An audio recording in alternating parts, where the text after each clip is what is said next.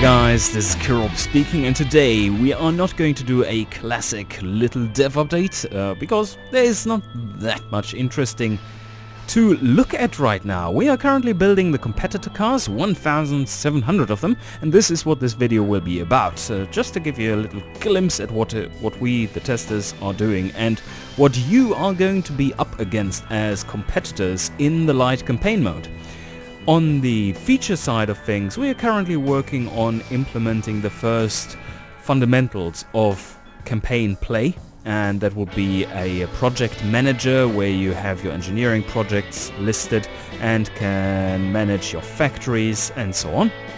And that is in the very first rough implementation stages, so it would be horribly buggy, really ugly, and I haven't tried it myself yet because Kaz is still fully working on implementing those things, and it will take a while before we get that to a first rough playable state. I would assume about-ish 2 to 3 weeks from now. So in the meantime, we are going to take a look at what is going on, like I said, with the competitors. So what I'm going to do in this video is to build a 1960s family sport premium car and a 1987 commuter vehicle. Two pretty different vehicles, and yes, I'm going to show you the approach we take to creating those competitors of yours. Alright, let's get into it. Let us start out with the commuter car in 1987. And a commuter car is a car which is driven long distances and thus needs to be reasonably comfortable for the low price of it. And also it needs to be economical, because if it has a reasonably low budget, then you definitely don't want to pay thousands of dollars for fuel costs, extra fuel costs. So it needs to be reasonably small because you're driving from city to city, nothing overly large, but it needs to be practical. That means plenty of doors and a bit of space for just normal city use. So let's just morph this little car here into shape, and you can see that it's pretty small. It's just 2.4 meters in wheelbase, or 93.7 inches wheelbase, so it's reasonably small. Alright, we made the interior as roomy as possible. Cargo space, I'm not so sure about if we want to morph it to a larger size. We'll check the practicality score at the end and see if we get a big penalty for practicality. But that should do for now, and we just move on. So what we want to do here is to mass produce this vehicle. In the requirements for building this competitor, we have listed that it should be built in a large factory. Also, for the material choice here, we don't have any kind of environmental resistance effects implemented in the game yet. Those will be coming later on with the region. So for now, steel will be just as good as corrosion resistant steel. So happy rusting to all of you. And engine placement. It's not supposed to be a sports car, so definitely no rear-wheel drive, but here, front suspension. Now it becomes important.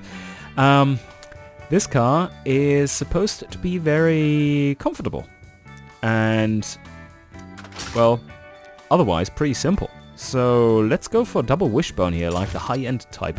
Definitely wouldn't be going for multi-link suspension or anything fancy like that. But it's supposed to be comfortable and drivable on top of that. So the best option here is double wishbone suspension, and especially if your company is reasonably accustomed to building those or designing those, so the engineering time won't skyrocket too much, even though it says very high here. Of course, we right now don't have that fortune, that we have familiarity in engineering these things, but doesn't really matter. Panel material, go for cheap, because we only have a base budget of 20,000. May sound like a lot, but that is 20,000 base budget. That's the centroid of the Gaussian distribution, and we are in 1987, where this centroid is scaled downwards quite a bit because of inflation and so on. So just a rough progression. There is no actual inflation in the game yet, or won't be for the light campaign. But anyway, so we need to be reasonably cheap too, and steel definitely does make that happen.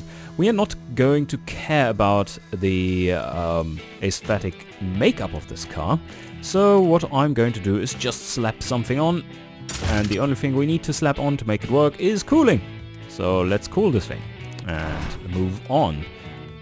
But here we could actually select a color and transverse front wheel drive.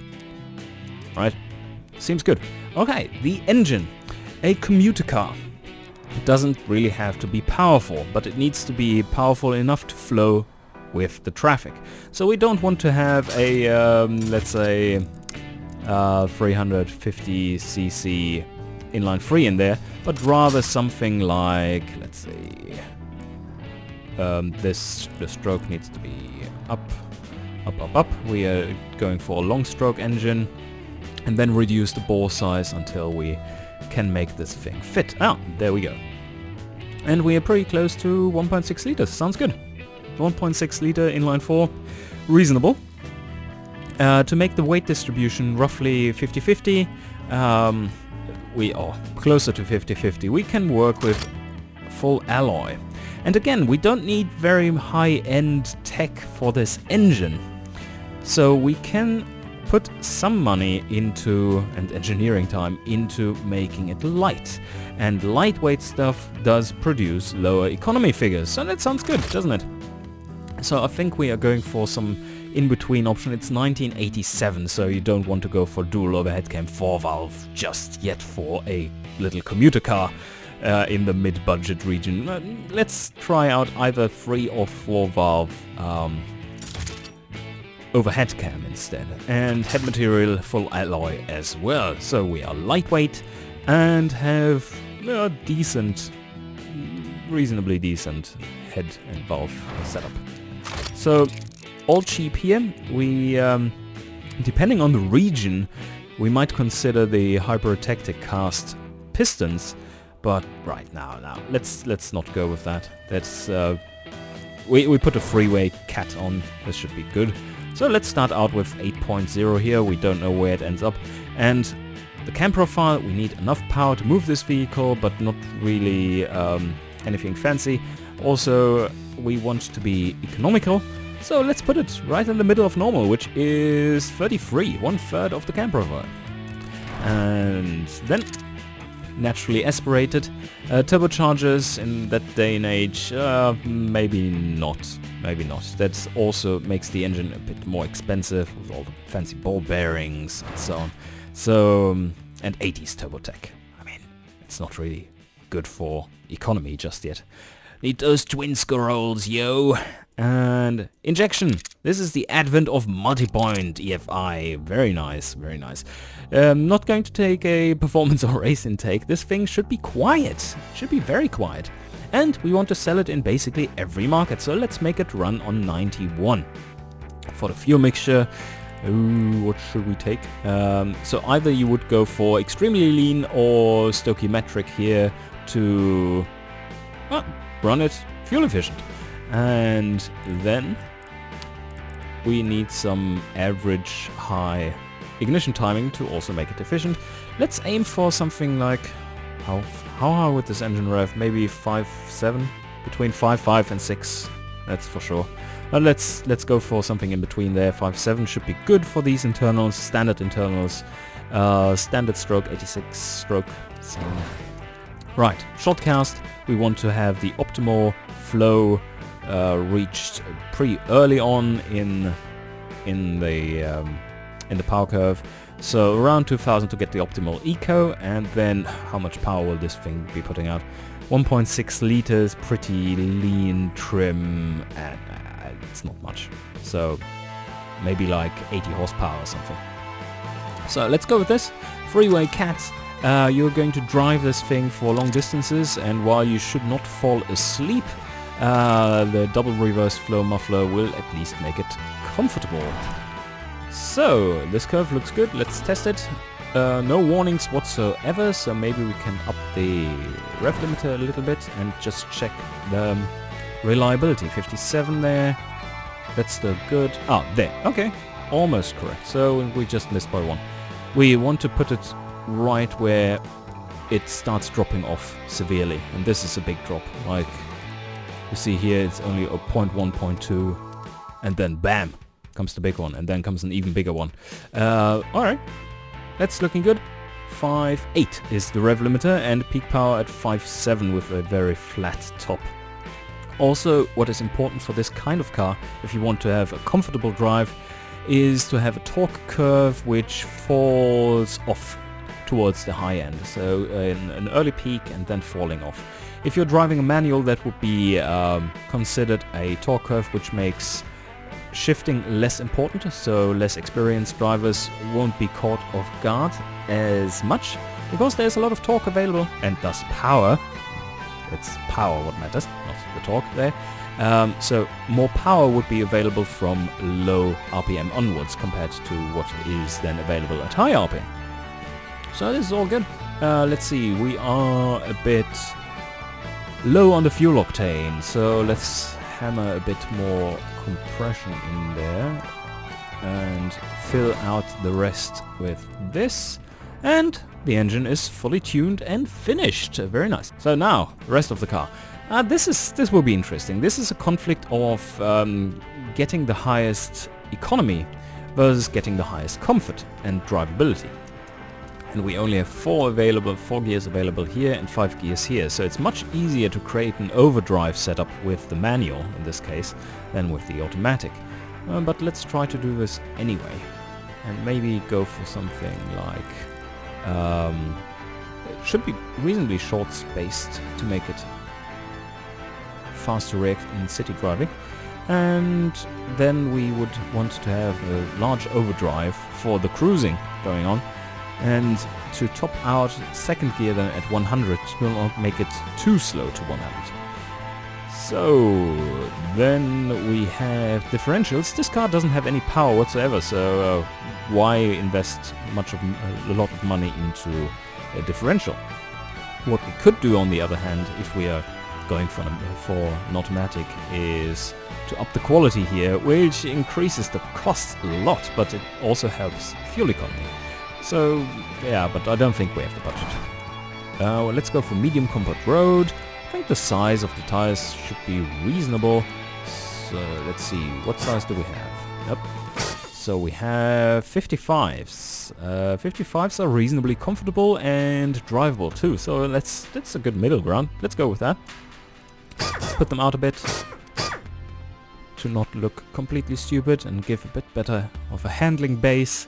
And then steel rims, because they are cheap and nasty. We like that. And this is a reasonably front-heavy car. We want to have high drivability, so let's give it a vented disc, but only 1 piston. We don't need more. And then let's see if we can get around investing more in the brakes by just giving it a rear brake, which is complete bullshit. Like this. And under tray will be interesting. Lots of engineering time going into this. It's not much cost or weight connected to it, but saves a lot of fuel costs, so maybe this is actually worth it. We'll see about that. Cooling, we just go for whatever we actually need here, and that's not much. 60.2. And no brake airflow, obviously. Seats 5, because we want to have maximum practicality for this pretty ugly car. And then, okay, interior. I would tend to go to either standard or premium, depending on how much budget we have left over. So let's try standard and... Ooh, that's expensive. Standard and standard first, and then we try higher options after we have completed the car first. For the safety, I think they have 15% weight on safety, because they are driving it a lot, and hence more crashes, or potential crashes. So I think this is worth it to go to higher safety, advanced safety. Progressive springs, because we don't need the sportiness, and gas mono is still very cheap. A little bit more engineering time in it compared to this, but this car should be pretty easy to engineer anyway. And then we go for a comfort setup, which usually is too soft. So let's up spring stiffness a bit, and the dampers like 3.8 and 3.4, just up it a bit. Make the sway bars about equal here. Don't want to have it act like a boat and be much different front to back, so this should be good. Now we can lower the ride height slightly, because we made those springs stiffer, and we just leave the camber as is and fine-tune a bit later. So now let's see how it does. Alright, the values are promising, I would say, for a car like this. High practicality, no utility, or it's to be expected, no off-road. But safety is very high, comfort is reasonably high, and drivability very high. So we have hit a pretty good tune to start with. Let's see. Oh, and there's much more in it. This is a reasonably sporty tune. The suspension setup is good, as you can see. Has almost no bad swinging motions down, no oscillations down here. And the bump is pretty low too. So we don't need to change much here. But let's take a look if we can do something with the tires. Now, if we bump up this one, we move to higher drivability. Oh, here, and you see, oh, that's probably something we should do. Let's go here, and Commuter is already the highest category. Doesn't necessarily mean much, because all the categories are pretty much fucked. As you can see, this wouldn't be a good pony car. So the pony car's category is basically empty at that stage. So let's pin a hypercar, so that we can focus on the only thing that is relevant, and that is the commuter car. So, Commuter 185.6, and we wanted to drop the drivability down a little bit more, because as you can see when you hover over here, you want to the 21.3% of the score comes from drivability. So yeah, and ooh, that is nice. We have 78.5% affordability, which is a very good number, but this is without any markup, and this car will have 20% markup as a default. And let's see if we can get that better. So we could increase rear size even more, and that improved it a bit more. So now we have maybe a bit too wide tires for that car. Yes, much better. 193.2, and we can get this one to 1.0 drivability multiplier here, you see that one. Sportiness isn't required at all for this one, I think. 0% of the score comes from sportiness, so you can just hammer it if you wanted to. And we already have done that by choosing an automatic. But let's see, what is our 7.7 is pretty high, I would say. Anyway, the brakes, oh, okay, there's much more to get in there. That's not good. That is not good at all. So either you could go for cheapos and just up the pad type, which increases this, but it has bad side effects to do that. So what we potentially want to do is to go with the 50-50 setup, the 50 pad type, and increase that. And there we go. That is much better. So now we need less size, make it a little bit cheaper too. Not much. So 260, the drum brake rear is doing reasonably well. So let's see where the optimal point is. We are having more brake force than needed by quite a significant margin, so we can down the size a bit of the pure little drum brake. Let's see how far the score is increasing. This is actually decreasing it, and that's because of the massive brake fade we get, I guess. So we increase it, the score increases. And that is about-ish the maximum we can get. See, 0.4, well, 270. Yep, don't want to make it too expensive either. Right, very good. That is a much better setup. So now let's have a look at this. We have 198.4, and if we make it fully clad, 198.2. So the additional top speed and better fuel economy, as you can see, we dropped 0.2 liters, which isn't per 100k, which isn't too shabby. That doesn't really help this car that much, because it makes it too expensive and heavier, and you will be driving in the city quite a lot, so lots of accelerations. Weight doesn't help your fuel economy then. Alright, and let's just hammer this one through. Let's check the engineering time. So we have 3.6 years total engineering time for the trim, and we have less than 2 years for the engine. But we do want to keep it cheap too, so that's pretty good, as is.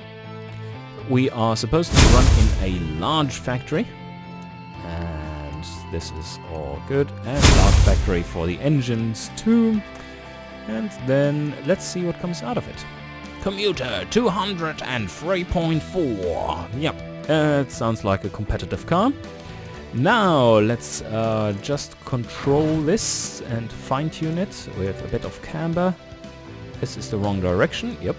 So let's go to less camber.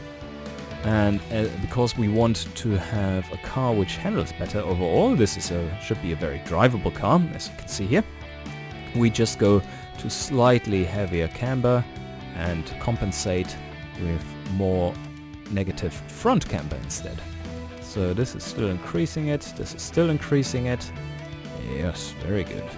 Oh, there we start dropping off. We don't care about sportiness, don't forget about that. So now we have a car, 204.3. And let's see if this setup is still decent. That is going in the wrong direction, 204. And nope, making it better, that's becoming worse. So let's up this one a bit again. It doesn't care about the 0 to 100 time, it seems.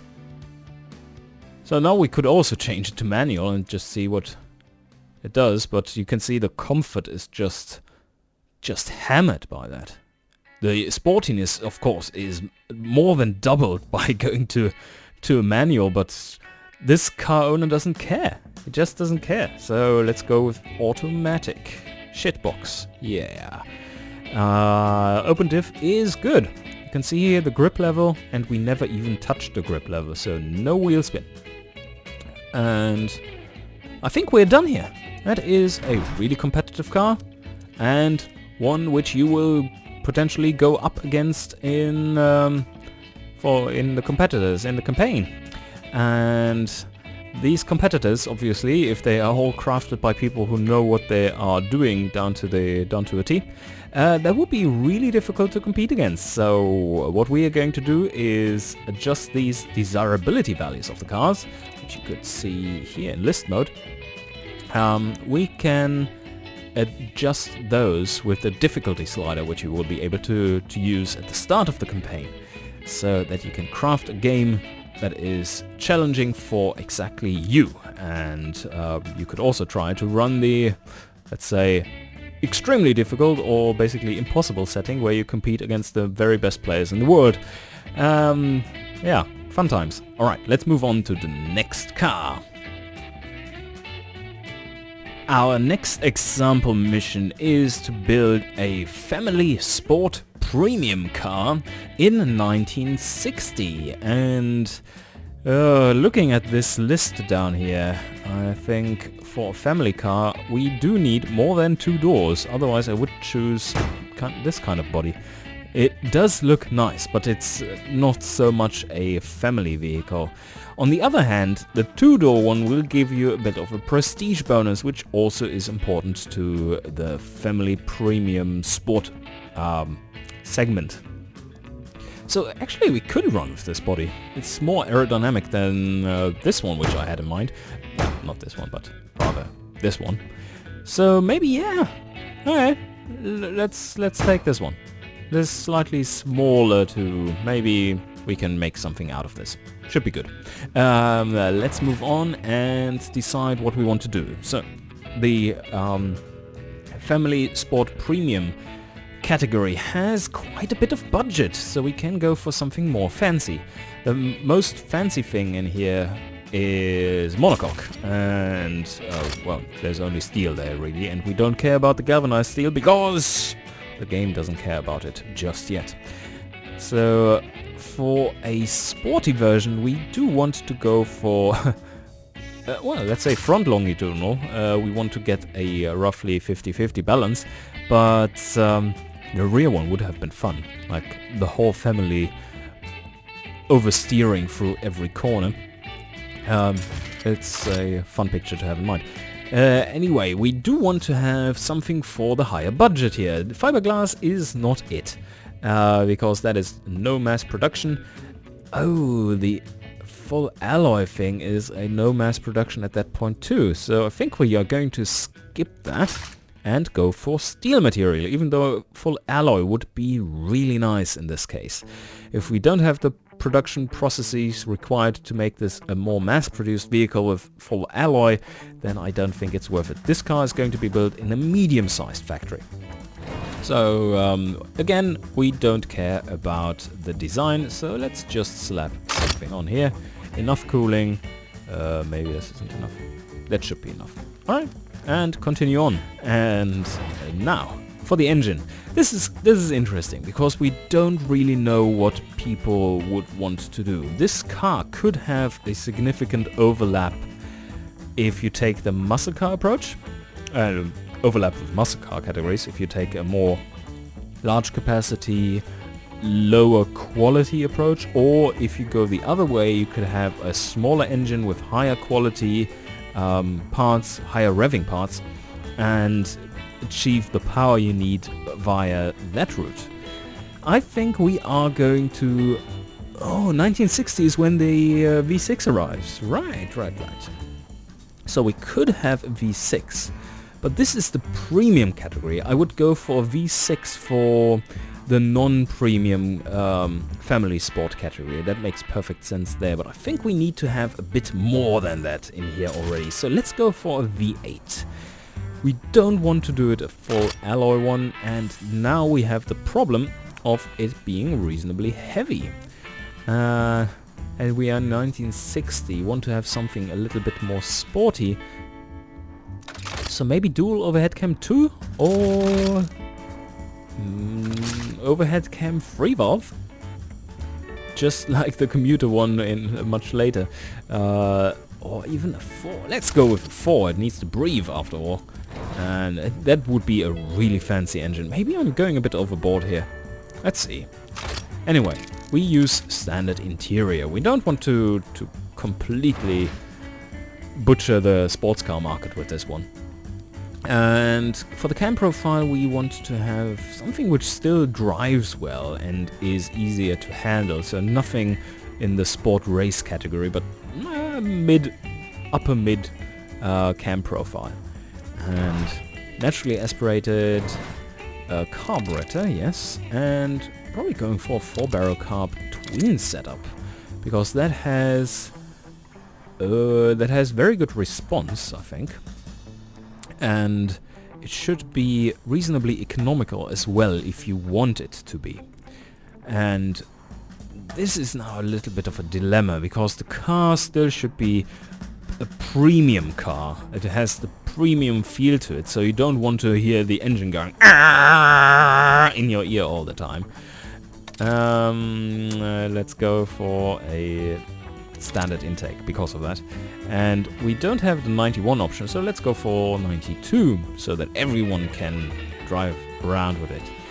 We do want to have a reasonably responsive car, but not overly thirsty either, so I think we're going for a middle-ish in the range fuel mixture. 13.7 something, and then reasonably advanced on the ignition timing. This engine will rev after we've resized it. This is a 4-liter standard V8 size right now, so we need to think of the size a bit later. I would want to rev it to 6,500. Using these standard components. And now let's actually think about the size. What would we want to start out with? This is definitely an area of contention here. I would say something reasonably small, like an 82 bore, and then go for an over square setup. Let's make it 3 liters. 3 liters sounds good. And there we go. And drop it right below so that you get around regulations, if there are any, for a 3-liter one, just stay beneath. So 70.9 stroke. Small engine, not too extreme. Let's see how much would we produce? Definitely less than 180 horsepower, I guess. Oh, maybe around there. No, not in the 1960s. And we want to have a little bit of engine sound. So we're just going for a single reverse flow muffler. And see, we didn't change the compression, did we? Not really into the right regime, but now we are at 180 horsepower. So that's in a good range. We have peaking torque at 4,000 RPM. 180 horsepower for that car in that era sounds about right. Now we just need to fix a few things here. So we're definitely revving a bit high. That is unfortunate. Maybe, because this is in the premium segment, we can afford to give this a little bit of extra quality here to move this up. And let's keep in mind here the production units and the engineering time. And as you can see here, that increased it quite a bit. But the engine overall becomes much better. And looks the deal now. So 188. That is nice. Let's check the exhaust. Oh, this is strangled. Very good. So now almost 200 horsepower.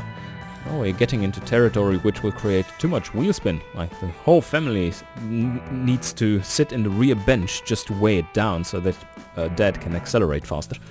Now it's done. 195 horsepower. And this is in the sports segment, so there's really no option here. It's a bit of a dilemma because it needs to be both sporty and comfortable. And manual is not the best for comfort. Automatic is brilliant for comfort, but if you don't take a manual, that takes that takes about 50% of your sportiness. So you don't want to have the... Did I say that wrong now? I don't know. So manual doesn't affect sportiness as much. Automatic basically kills it. And 4 gears only. In this case, we don't want an overdrive gear. So let's just get it in the realm of being okay, and then maybe for maximum acceleration we want to have it pretty fast-paced. Doesn't look like something that makes sense, but with only 4 gears, what are you supposed to do really? So let's go for 80. We don't want an automatic locker in here, I think. I hope we don't have too much wheel spin, although this first gear looks suspicious already. Alright, let's go on, and maybe we can afford sports tires. I definitely don't want to have 145 though, so I think we are going for a big... bigger tire size. Bigger tire size. No! Let me increase those. It's probably the wheel arches. The wheel arches. Let's increase the wheel arch size. We want to view it. And whoop, 205s. Yay. 205s. And we can just put those out as well.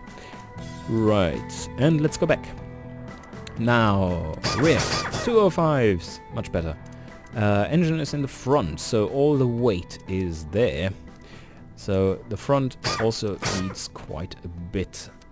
This would be a reasonably neutral setup, I think. 195s, 205s. I would like to get to 205, 205 just to be balanced. A bit more tire quality. One doesn't hurt. Solid disc, yeah, all the solid disc. Oh shit. Okay. This will not be enough to break the car, so to stop the car. So I think I'm right away going with pad type 100 and see what comes out of it. For the rear, good question, Kirov. What should I use? Maybe a huge drum brake, and give it a little bit of quality here too. Here we want to have something semi-clad for the top speed, and oof. There's a lot of air resistance just from the cooling, but I think we have to live with that. And now, so, Family Sport Premium. That means you have to seat a family in there. Those little buggers in the rear, they can squeeze free in there. They're small. So, the interior, interesting. We want to be reasonably lightweight, so either premium or a sport, depending on what we are going for, I think. And then a premium entertainment system. Power steering we need, because this thing won't be that light after all. And it's a family car, and it's a premium family car. They really value safety. So let's get that in. Here we want definitely to go with standard springs, because they have much higher sportiness value. And sportiness is reasonably important for this kind of car. So let's go for a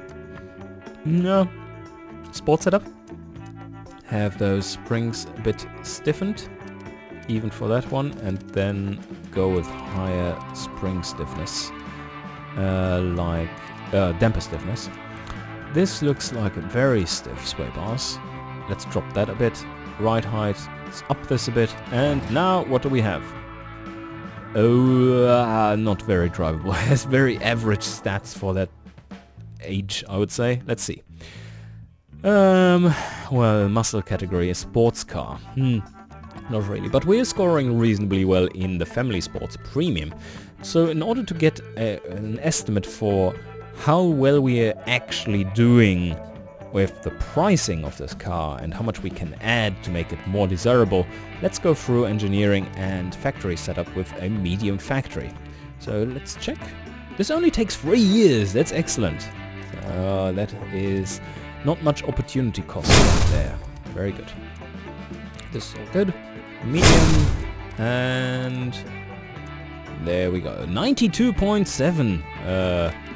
That is far too high, I would say. So let's go with something. What is this car not? A city budget car. Hell yeah. Let's go with this, just to not confuse it too much when looking at the stats on the side screen. And city budget 10. 10 competitiveness. Very good. So let's make this more expensive and more desirable. First look at...